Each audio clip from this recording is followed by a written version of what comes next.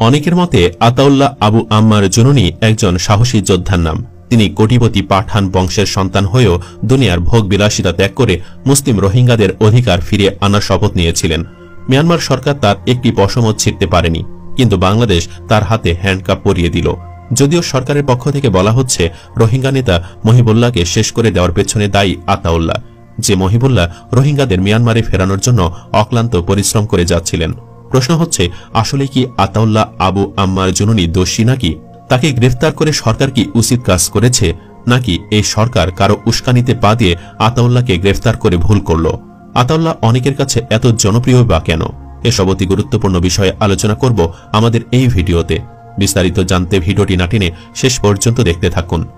প্রথমে বাংলাদেশ সরকারের দৃষ্টিভঙ্গি সম্পর্কে কিছু কথা বলবো, কেন তাকে গ্রেফতার করা হলো সে বিষয়ে। এরপর কথা বলবো আতাউল্লাহকে গ্রেফতার করা আসলে ঠিক নাকি ভুল। সরকারের পক্ষ থেকে কিছু বলা হয়নি, তবুও একটি বিষয় পরিষ্কার যে কেন তাকে গ্রেফতার করা হলো। মনে করা হচ্ছে 2021 সালের 29 সেপ্টেম্বর কক্সবাজারের কুতুপালং রোহিঙ্গা ক্যাম্পে নিহত হন আরশাক Rohingya society for peace and human রাইটসের চেয়ারম্যান মহিবুল্লাহ। মহিবুল্লাহ ছিলেন রোহিঙ্গাদের জন্য সবচেয়ে ভাইটাল ভয়েস। দেশি বিদেশি বিভিন্ন সংস্থার শরণাপন্ন হওয়ার মাধ্যমে তিনি রোহিঙ্গা প্রত্যাবর্তনে গুরুত্বপূর্ণ অবদান রাখেন, যার দরুন একটি বিশেষ গোষ্ঠীর বিরাগ ভাজন হন তিনি। মহিবুল্লাহর ভাই দাবি করেছিলেন তার ভাইকে শেষ করে দেওয়ার পেছনে আতাউল্লাহর হাতে গড়ে ওঠা আরশা বাহিনীর সম্পৃক্ততা থাকতে পারে। কিন্তু আসল কথা হচ্ছে মহিবুল্লাহকে শেষ করেছে মিয়ানমারের জান্তা সরকারের গোয়েন্দা বাহিনী, আর এই বাহিনী লুকিয়েছিল স্বয়ং রোহিঙ্গাদের ভেতরেই। সামান্য চিন্তা করলে বোঝা যায় আতাউল্লাহ এবং মহিবুল্লাহ দুই নেতার লক্ষ্য ছিল একটাই, তারা দুজনই চান রোহিঙ্গাদের নিজের দেশে ফেরাতে।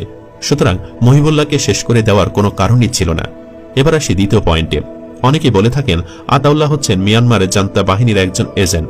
তার বিরুদ্ধে এও বলে দোষারোপ করা হয় যে আতাউল্লাহ নাকি মিয়ানমার বাহিনীর সাথে রোহিঙ্গাদের দ্বন্দ্ব বাঁধিয়ে তাদেরকে সে দেশে থেকে বিতাড়িত করেছে।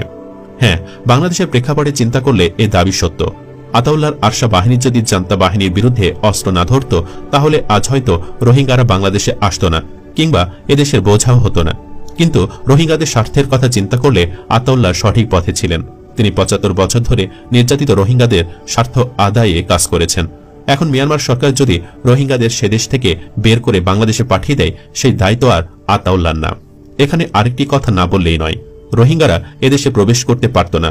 হয়তো রাখাইন রাজ্যেই তাদেরকে নিশ্চিহ্ন করে ফেলা হতো যদি না হাসিনা সরকার তাদেরকে এদেশে প্রবেশের অনুমতি দিত। বাংলাদেশে রোহিঙ্গাদের আসার জন্য যদি কাউকে দোষ দিতে হয়, তাহলে সেটি আতাউল্লাহকে না দিয়ে বরং হাসিনাকে দেওয়া উচিত। কারণ নোবেল প্রাইজের আশাতেই তো তিনি রোহিঙ্গাদের এদেশে ডেকে আনেন। হাসিনা ভেবেছিল রোহিঙ্গাদের এদেশে ঠাঁই দিয়ে নোবেল প্রাইজ বাগিয়ে নেবেন, কিন্তু হাসিনার সেই অসৎ উদ্দেশ্য বাস্তবায়ন হয়নি। যারা আতাউল্লাহকে এদেশের জন্য হুমকি মনে করেন, তাদের উদ্দেশ্যে কিছু কথা বলা জরুরি। আতাউল্লাহ আসলে কি বাংলাদেশে খারাপ চান? এই মর্মে একটি বক্তব্য কয়েক মাস আগে দিয়েছিল আরশা প্রধান আতাউল্লাহ। বাংলাদেশের প্রতি কতটা দরদ ছিল আতাউল্লাহর মধ্যে, সেটা ওই বক্তব্যে স্পষ্ট হয়েছিল। আতাউল্লাহ বিভিন্ন যুক্তি তর্কের মাধ্যমে বুঝিয়েছিলেন তিনি বাংলাদেশের ভালো চান, অথচ তাকে নাকি বাংলাদেশে গ্রেফতার করল। সে বক্তব্যে কি বলা হয়েছিল চলুন সে বিষয়ে বলা যাক। বাংলাদেশ সরকার যাদেরকে পাহাড়ি সন্ত্রাসী বলে মনে করে, সেই আরাকান আর্মি যাদের বিরুদ্ধে আরাকানে রোহিঙ্গা মুসলিমরা লড়াই করছে, বৌদ্ধ ধর্মাবলম্বী এই সেনারা চট্টগ্রাম নিয়ে যে অখণ্ড আরাকান প্রতিষ্ঠা করতে চায়, তা আপনি না জানলেও আরশা সদস্যরা ভালো করে জানে। আপনি বাংলাদেশের পার্বত্য অঞ্চলে অস্ত্রধারী পাহাড়ি সন্ত্রাসীদের বিরুদ্ধে শুধুমাত্র অনলাইনে একটু লিখে সমাপ্ত হচ্ছেন, কিন্তু আরশা সে দোষীদের মূল অংশ বৌদ্ধ আরাকান সেনাদের বিরুদ্ধে ময়দানে লড়াই করছে। এই আগস্ট মাসে আরশা প্রধান আতাউল্লাহ বাংলাদেশে বৌদ্ধ বিচ্ছিন্নতাবাদীদের উদ্দেশ্যে হুমকি দিয়ে বলেন, ওই বৌদ্ধ মগেরা, ওই দখলদারীরা, তোমরা প্রথমে আরাকানে বাহির থেকে বৌদ্ধ এনে আবাদ করেছ, এই ভূমি দখল করেছ। শুনতেছি তোমরা বাংলাদেশেও একই কাজ করতেছ। বাংলাদেশের পার্বত্য অঞ্চলের সব বৌদ্ধরা স্থানীয় নয়, বাহিরে থেকেও বৌদ্ধ মগদের সেখানে নিয়ে এসে দখলদার করছ। বাংলাদেশের কিছু অংশ নিয়ে এবং আরাকান নিয়ে যে তোমরা সরকার কিংবা দেশ প্রতিষ্ঠা করার স্বপ্ন দেখছ, আমরা সেটা বানাতে দিব না। বাংলাদেশের ভূখণ্ডকে কখনো তোমাদের দখল করতে দেব না। দরকার হলে আমরা বাংলাদেশে গিয়ে হলেও তোমাদের বিরুদ্ধে লড়াই করব, বাংলাদেশকে ডিফেন্ড করব। বাংলাদেশের জমিনে আমরা তোমাদের প্রতিষ্ঠা হতে দেব না। বাংলাদেশের জনগণ আমাদের রোহিঙ্গা জাতিকে অনেক সাহায্য করেছে, আমরা সেই উপকার কখনো ভুলব না। তোমরা হুঁশিয়ার হয়ে যাও, তোমাদের এসব অবৈধ কর্মকাণ্ড দ্রুত বন্ধ করো, অন্যথায় তোমাদের নিশ্চিহ্ন করে দিব। আতাউল্লাহ জুনুনি আরো বলেন, আমি আশা করছি আমাদের রোহিঙ্গা ভাইয়েরা দ্রুত আরাকানের জমিতে চলে আসবেন। বৌদ্ধ মগদের বিরুদ্ধে লড়াই করতে তৈরি হয়ে যান। আমরা আপনাদের স্বাগত জানাতে প্রস্তুত আছি। ভাবা যায় বাংলাদেশের মুসলিমরা মুসলিম রোহিঙ্গাদের পক্ষে রক্ত না দিলেও আশাপ্রধান আবু আম্মার জননী বাংলাদেশের পাহাড়ি সন্ত্রাসীদের বিরুদ্ধে লড়াইয়ে বাঙালিদের পাশে থাকার ঘোষণা দিল। একে বলে এক উম্মা এক দেহ। যখন শরীরের এক অংশ ব্যথা পেলে আরেক অংশ কষ্ট পায়। কিন্তু আফসোস, আমাদের বাংলাদেশের মুসলিমরা রোহিঙ্গাদের উম্মার অংশ ভাবে না। ফিলিস্তিন সিরিয়ার মুসলিম নিয়ে কাতর হলেও প্রতিবেশী মুসলিম রোহিঙ্গাদের নিয়ে তাদের কোনো চেতনা জাগে না। কিন্তু কেন? তারা আমাদের দেশে অবস্থান নিয়েছে এজন্য? তাহলে তো ফিলিস্তিনিরাও বাংলাদেশে অবস্থান নিলে তাদেরকেও আপনারা বোঝা মনে করবেন। আতাউল্লাহকে গ্রেফতার করার পর অনেকেই সরকারের সমালোচনা করছেন। একজন ফেসবুকে লিখেছেন, ইতিহাস সাক্ষী, যারা আল্লাহর পথে সংগ্রাম করে তাদের বিরোধিতা করার পরিণতি কখনোই ভালো হয় না। দুনিয়ার স্বার্থ রক্ষার্থে জালিমদের সহযোগিতা করলে আখিরাতে কঠিন জবাবদিহির সম্মুখীন হতে হবে। মুসলিম উম্মাকে বিভক্ত না করে সত্যের পথে অটল থাকা এবং একে অপরের পাশে দাঁড়ানোই আমাদের করণীয়। আল্লাহ সত্যের পথের সকল মুজাহিদকে হেফাজত করুন, আমিন। আরেক ফেসবুক ব্যবহারকারী ডক্টর ইউনুসের উদ্দেশ্যে খোলা চিঠি লিখেছেন।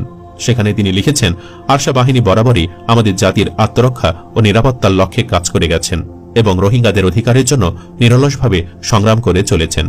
একথা অনস্বীকার্য যে বিভিন্ন মহল আতাউল্লাহকে বিতর্কিত করার চেষ্টা করেছে, কিন্তু বাস্তবতা হল তিনি কখনোই বাংলাদেশের জন্য হুমকি ছিলেন না, বরং বাংলাদেশকে তিনি সবসময় কৃতজ্ঞ চিত্তে সম্মান জানিয়েছেন। তার নেতৃত্বাধীন গোষ্ঠী কখনোই বাংলাদেশের সার্বভৌমত্ব বা নিরাপত্তার জন্য কোনো বিপদ সৃষ্টি করেনি, বরং তিনি রোহিঙ্গাদের স্বার্থ রক্ষার মাধ্যমে অঞ্চলে স্থিতিশীলতা বজায় রাখার জন্য কাজ করে গেছেন। অতএব আমাদের বিনীত অনুরোধ, রোহিঙ্গা জাতির বৃহত্তম স্বার্থ বিবেচনা করে এবং তার নেতৃত্বের অপরিহার্যতা উপলব্ধি করে আপনি যথাযথ পদক্ষেপ গ্রহণ করবেন যাতে আতাউল্লাহ মুক্তি পান এবং তার উপর যে কোনো অন্যায় অভিযোগ প্রত্যাহার করা হয়। এভাবে অনেকেই আতাউল্লাহর পেছনে দাঁড়িয়েছেন। উল্লেখ্য, অনেকে মনে করছেন আতাউল্লাহর জননী মূলত সেদিনই ধরা খেয়েছে যেদিন যমুনা টিভিতে ভিডিও সাক্ষাৎকার দিয়েছিল। মুরব্বীরা নিষেধ করার পরও সে এই কাজটি করেছিল। অবশ্য পরে ভুল স্বীকার করে দুঃখ প্রকাশ করেছিল, কিন্তু ওই ক্যামেরার সামনে আসাটাই আজ তার জন্য কাল হয়ে দাঁড়িয়েছে। অনেকে মনে করছেন আরশা প্রধানকে গ্রেফতার করা হয়েছে জাতিসংঘ মহাসচিবের ইফতার সমাবেশের আগের রাতে রোহিঙ্গা ক্যাম্প থেকেই, কিন্তু সরকারের ইমেজ নষ্ট হবে এজন্য এই কয়দিন আড়ালে রাখা হয়েছিল। এখন জাতিসংঘ মহাসচিব বিদায় হওয়ার পরে নাটক সাজিয়ে তাকে সামনে আনা হয়েছে। পরিশেষে একটি কথাই বলতে চাই, দেশের কথা চিন্তা করলে রোহিঙ্গারা আমাদের বোঝা, সে হিসাবে আতাউল্লাহ আমাদের শত্রু। কিন্তু যখন বৃহত্তম মুসলিমদের কথা চিন্তা করবেন তখন আতাউল্লাহ আমাদের ভাই, আমাদের বন্ধু। আপনি কি চান আরশা প্রধানকে মুক্তি দিয়ে দেওয়া হোক? কমেন্ট বক্সে ইয়েস বা নো লিখে জানিয়ে দিন আপনার রায়। ভিডিও ভালো লাগলে লাইক দিন এবং চ্যানেলটি সাবস্ক্রাইব করুন। ধন্যবাদ।